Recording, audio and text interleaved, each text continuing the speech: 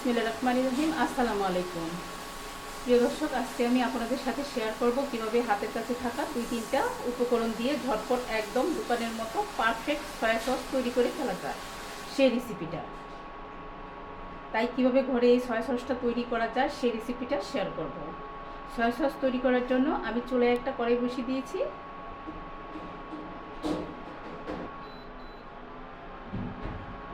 আর soya সসের মূল উপকরণ হচ্ছে চিনি। সয়া সস তৈরি করার জন্য 2 চামচ চিনি দিয়ে দিচ্ছি।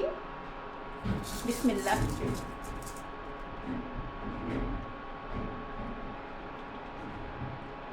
আর এই চিনিটাকে গলিয়ে ক্যারামেল করে নিব। এই চিনির ক্যারামেলটা কিন্তু তৈরি করতে হবে একদম লো হিটে।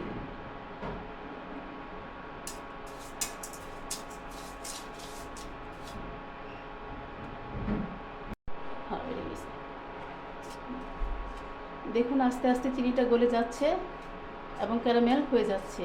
এবার আস্তে আস্তে চিনিটাকে নেড়ে চেড়ে দিব।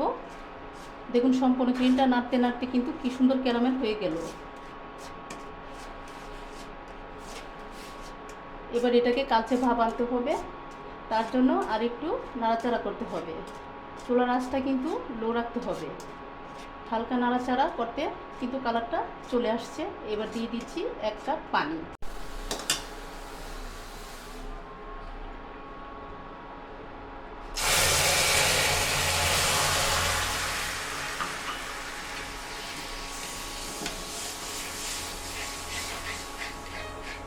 পানি দেওয়ার সঙ্গে সঙ্গে দলা পেকে গেছে, এতে ভয় পাওয়ার কিছু নেই, এটা ঠিক হয়ে যাবে। আস্তে আস্তে এভাবে নাড়তে হবে। খুব ভালোভাবে মিশে গেছে। এর মধ্যে দিয়ে দিচ্ছি 1 চা চামচ স্বাদ মতো লবণ।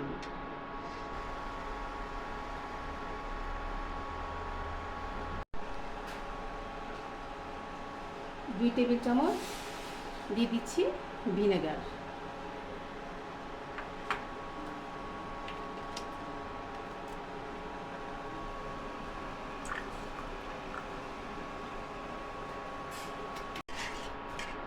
দুই টেবিল চামচ ভিনেগার দিয়ে দিচ্ছি। এই ভিনেগার দেওয়ার ফলে 2-3 মাস বাইরে রেখে বা ফ্রিজে রেখে সংগ্রহ করতে পারবেন। দেখুন সসের কালারটা কত সুন্দর।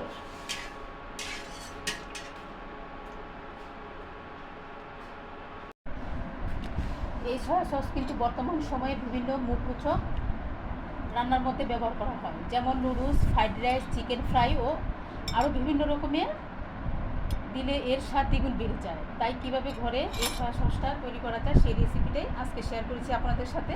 যদি ভালো লাগে লাইক কমেন্ট শেয়ার করবেন আর পাশে থাকবেন, দোয়া করবেন আমি যেন অনেক দূর এগিয়ে যেতে পারি।